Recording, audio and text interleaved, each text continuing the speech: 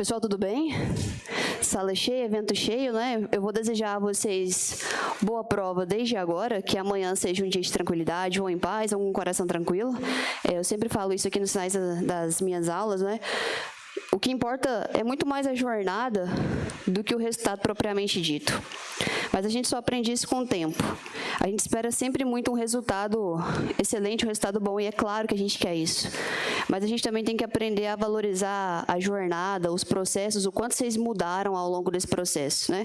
Alguns a primeira vez que está estudando, outros que já têm mais conhecimento, não de conteúdo, mas conhecimento sobre a vida de um concurseiro, né? Porque não é fácil. E vocês sabem a importância que é valorizar essa jornada. Então, eu espero que vocês tenham um excelente resultado, não só em relação à aprovação, mas um resultado pessoal. Valorizem isso, não desvalorizem vocês. Então, valorizem tudo que vocês se tornaram ao longo desse processo. Se aprovados, levem isso para a carreira de vocês, não é? Sobre resiliência, sobre força. E se não for esse, vai ser o próximo, porque só não passa quem desiste. Então, mantenham-se firmes no propósito de vocês. A gente tem aqui 10 questões de direito constitucional para trabalhar. Eu não quero trabalhar em nível hard com vocês, atropelando as coisas. Então, dentro dessas 10 questões, a gente vai trabalhar algumas revisando o conteúdo, combinado? Então, lá na parte do direito constitucional, o que eu acredito? Nós temos lá na prova de vocês 3 questões de direito constitucional. A FGV, ela anda com um perfil muito teórico e muito interpretativo. Então, pode ser que uma dessas 3 questões, ela cobre, de fato, classificação da Constituição, porque é um assunto mais teórico, é um assunto que exige mais de vocês. E a FGV, ela anda com um perfil bem parecido com essa questão de número 1 de vocês. Não é cobrar diretamente a classificação da Constituição de 88, mas cobrar uma classificação através de um caso concreto. Então, você tem que prestar atenção nos detalhes desse caso concreto. Mais uma coisa, FGV não é prova de velocidade, né? É prova de calma, é prova de concentração. Então, quando vocês pegam um caso concreto, igual está na questão de número 1 de vocês, tem que ir pontuando devagar para não esquecer nenhum dos detalhes que são importantes aqui. Então, o que eu tenho? Após um processo revolucionário em que o ditador que estava no comando do país Alfa foi deposto por forças populares, a Frente Revolucionária solicitou um grupo de notáveis que elaborasse o anteprojeto de uma Constituição. De pronto, eu quero você fazendo prova e já raciocinando lá. Eu tinha um poder imposto, mas daí veio um poder revolucionário e mudou o que estava acontecendo, trazendo, então, uma vertente mais democrática. Por que eu sei que está trazendo uma vertente mais democrática? A questão me diz o seguinte, solicitou um grupo de notáveis que elaborasse um anteprojeto de Constituição. Então, a gente não percebe uma imposição de poder, a gente já percebe uma abertura mais democrática, uma abertura mais popular. E ele disse ainda, esse texto foi submetido à apreciação da Assembleia Constituinte, com membros eleitos para esse fim, e deu origem à nova Constituição de Alfa. Outro detalhe que, desde já, eu quero vocês revisando o conteúdo comigo. Esse texto ele foi submetido à apreciação de uma Assembleia Constituinte. Então, não há uma Constituição imposta, uma Constituição aqui que foi outorgada sem participação democrática nesse processo, certo? E aí, olha só, por que eu sei disso? Porque ele diz ainda, com membros eleitos para esse fim, que deu a origem à nova Constituição de Alfa. Então, não tem uma imposição nessa Constituição, certo? E aí, assegurou a renovação periódica do poder e se mostrou plenamente compatível com a base de valores do ambiente sociopolítico, o que fez com que as suas normas alcançassem níveis elevados de efetividade. Então, ele pede para mim, a Constituição de Alfa é classificada como? Olha só, um dos pontos de aposta para que a FGV cobre classificação da Constituição de vocês aí é em relação à eficácia. Então, por mais que o enunciado ele não deixe evidente, essa classificação que ele está pedindo para nós é justamente uma classificação em relação à eficácia. Então, em relação à eficácia de uma Constituição, nós temos 3 que são doutrinariamente aceitas e é um consenso. É uma Constituição nominalista, Constituição semântica e Constituição normativa. Essa, do enunciado de vocês, pelas características que foi apresentada, nos dá que é uma Constituição normativa. Então, gabarito letra C. Lembrem-se sempre, a Constituição nominalista, ela tende a limitar os poderes daqueles que vão exercer. Então, a nominalista, ela tende ali a tentar limitar o exercício de poder por parte dos seus detentores. Mas essa limitação que ela traz no texto constitucional, ela não é efetiva. Então, ela tenta limitar poder, mas ela não consegue. E os esforços da nominalista é voltados apenas para essa esfera de poder. Ela não se preocupa com aspectos sociais, tá bem? Agora, quando eu pego a semântica eu quero que vocês lembrem, a etimologia da palavra me ajuda, não é? Ela existe, mas ela existe apenas no papel. Ela não tem nenhuma efetividade. É muito comum, às vezes, a banca falar assim para vocês, e eu quero que vocês se atentem a isso, lembrem disso. A Constituição normativa é uma Constituição que tem máxima efetividade. Por quê? Porque ela consegue alinhar o texto à realidade social, então ela trata de aspectos sociais, ela trata ali de moradia, dignidade, etc., e ela traz limitação de poder também. Então, ela é uma Constituição que tem máxima efetividade. Depois, a Constituição nominalista, vocês podem encontrar a expressão de que é uma efetividade média, porque ela tenta restringir poderes ainda, então ela tenta ainda fazer alguma coisa. E a semântica é uma Constituição sem nenhuma efetividade. Por quê? Porque ela só existe na folha de papel, ela não consegue voltar-se aos seus fins, tá? Então, eu apostaria na FGV cobrando algo mais fora da classificação básica, e aqui ela consegue fazer isso, cobrando eficácia da Constituição, tá bem? Questão de número 2, também é uma alta questão aí de probabilidade de cobrança na FGV.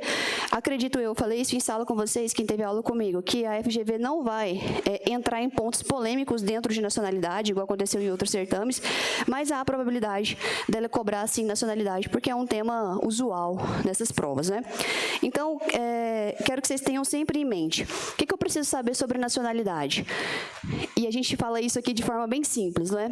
Quando eu tenho uma pessoa, e essa pessoa ela é filho de brasileiro, não importa onde ela esteja, ela é brasileiro nato. Então, filho de brasileiro é brasileiro nato. Pronto. Débora, mas se for filho de brasileiro naturalizado? Não tem problema. O filho é brasileiro o quê? Nato. E já teve cobrança disso em prova, era a OCP, mas é uma cobrança importante para servir de lição para nós. Então, o filho de um brasileiro nato, ele é brasileiro naturalizado. Então, se eu pego um caso concreto lá, padrão FGV extenso, e eu quero pontuar informações importantes, a primeira coisa que eu vou olhar, quem é o pai ou a mãe dessa criança? Se eu tenho pai ou mãe brasileiro, então essa criança, não importa onde ela esteja, ela é brasileiro nato. O que vai mudar? As ações a serem praticadas, não é? Porque se eu tenho um filho de brasileiro que nasce no exterior e os pais estão lá por sua própria vontade, o que eles vão ter que fazer? Uma ação afirmativa, não é? Ele tem que pegar essa criança, levar a criança para ser registrada na repartição brasileira competente. Se ele não fizer isso, o filho perde o caráter de brasileiro? Negativo.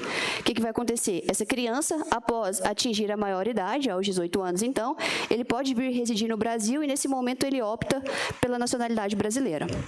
Então, não perde esse caráter. Toma cuidado com questões interpretativas. Quando ele faz essa opção, após atingir a maioridade, primeiro, não tem lapso temporal de permanência dele no Brasil. Por que não tem? Porque ele é um brasileiro nato. Outra coisa, em relação aos efeitos, quando ele reconhece a sua nacionalidade brasileira, esse efeito é ex nunc ou ex tunc? Ex nunc, né? Ele vai retroagir até a data do nascimento. Então, só reconhece algo que ele é desde o momento em que ele nasceu. Então, esse efeito, ele vai retroagir ali, ele vai ter essa ex tunc, não é? Perdão. Então, ele vai retroagir para alcançar desde o momento do nascimento, efeito ex tunc. Outro ponto importante para nós. E aqui nós já vamos para as questões. Se os pais estão fora do Brasil a serviço da República Federativa, então eles estão lá por um exercício funcional. O que eu tendo a pensar de forma simples para não ficar complicando ainda mais o constitucional? Os pais estão lá por livre e espontânea vontade? Não. Eles estão lá por uma razão funcional. Algum deles está a serviço da República Federativa do Brasil. Então, eu vou exigir algum procedimento burocrático desses pais? Não, eu não exijo nada. Então, a diferença é basicamente essa. Tá bem? Então, fiquem muito atentos com a questão de direito de nacionalidade. Outra coisa, em relação ao brasileiro, nós sabemos que o brasileiro nato, né, nós adotamos o critério territorial e o critério sanguíneo. Cuidado com perguntas do tipo: há exceção ao critério territorial? Há alguma hipótese em que uma pessoa nasce no território nacional, mas ela não vai ser considerada brasileiro nato? Nós temos. Qual que é essa hipótese? Quando um dos pais dessa criança, não é, está a serviço do país de origem. Aí você tem que lembrar, não é a serviço de qualquer lugar, é necessariamente a serviço do país de origem, tá bem? Então, dito isso, revisando rapidamente, questão de número 2. Jeverton é nigeriano e mora há 20 anos... Jeverton é nigeriano e mora no Brasil há 20 anos, sim. E há 5 anos é brasileiro naturalizado. Jeverton quer prestar concurso para carreira diplomática. Conforme a Constituição, caso seja aprovado no referido concurso, então nós temos aí como gabarito letra D. D, tá certo? Ele poderá exercer o cargo? Não, por quê? Porque é um cargo privativo de brasileiro nato. Lembrem-se, inclusive, de que nós temos ali a disposição constitucional em relação aos cargos privativos de brasileiro nato. Então, presidente da República, vice-presidente da República, estou certa? Então, vocês estão comigo, né? Presidente da Câmara dos Deputados, presidente do Senado Federal, e aí eu tenho mais alguém. Quem é? Vamos na ordem? É presidente do STF ou é ministro do STF? Ministro do STF, né? Aí eu tenho um outro ministro, qual que é esse ministro? Ministro da Defesa, e aí eu tenho por fim quem? Carreira diplomática. Sabe por que eu gosto que vocês lembrem sempre na ordem? Se vocês seguem essa ordem, que é a ordem da Constituição, aí tratando já de um ponto importante que é direitos políticos, essa ordem que nós temos em relação aos cargos privativos, então eu tenho o presidente, vice-presidente, depois deputado, presidente da Câmara dos Deputados, presidente do Senado Federal, ministro do STF. Memorizem sempre nessa ordem dos cargos privativos, porque essa ordem também é a ordem da sucessão do vice-presidente da República. Então, em caso de impedimento do presidente, quem assume? O vice. É óbvio, mas aí toma cuidado com isso.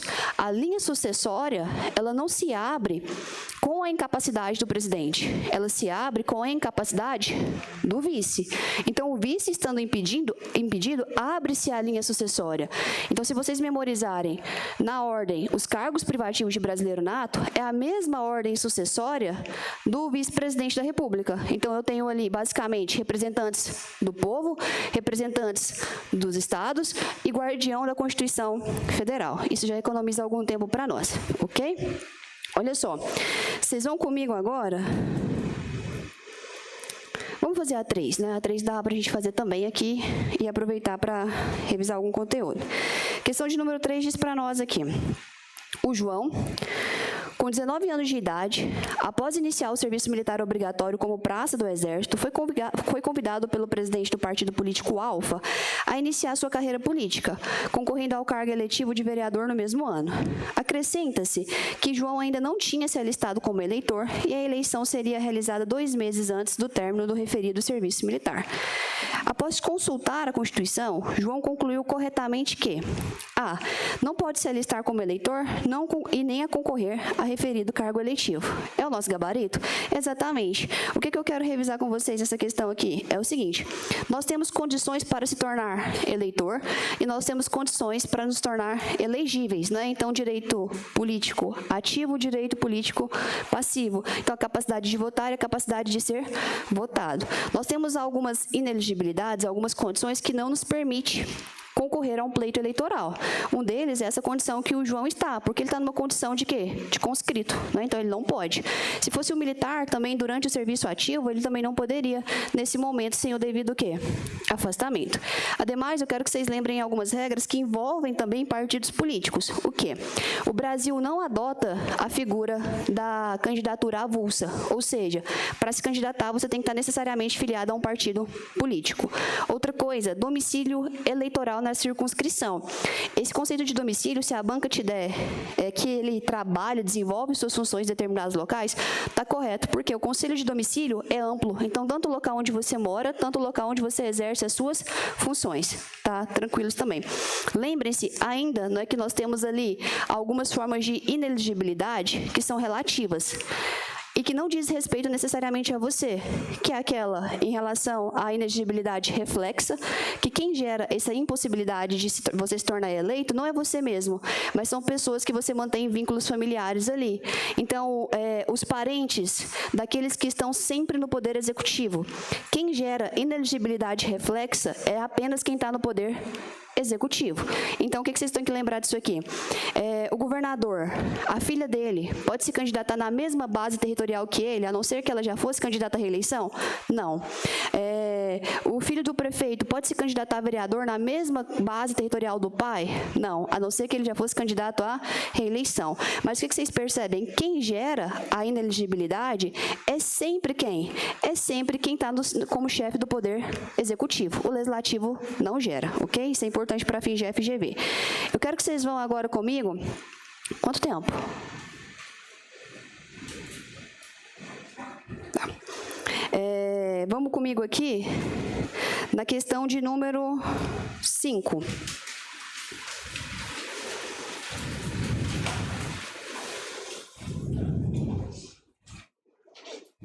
A 5 reforça justamente isso que nós estamos falando em relação a direitos políticos e nesse aglomerado de partidos políticos também. Então, quero que vocês vão direto comigo lá na alternativa correta, que é a alternativa de letra E. O alistamento e o voto são facultativos para os analfabetos, para os maiores de 70 anos de idade e para os maiores de 16 anos e menores de 18 anos de idade. Débora, é uma questão extremamente literal, a FGV não é tão literal. Ela é cansativa. Então, dependendo da hora que você começa a fazer prova ali, quando você chega, os detalhes passam. É igual uma questão que a gente fez na reta final, né, que era uma mandado judicial expedido pela autoridade policial. Era o único erro da questão. Só que com o cansaço, isso passa. Então, qual que é o detalhe aqui? É facultativo para o maior de 70 anos de idade. E há uma questão que esses dias eu pesquisei da FGV, que me dizia o seguinte, é facultativo para os idosos, verdadeiro ou falso? Falso. Porque o idoso é 60 mais. E aqui, a facultatividade do voto é para os 70, tá? Então, fiquem atentos com esse detalhe. A gente vai revisar...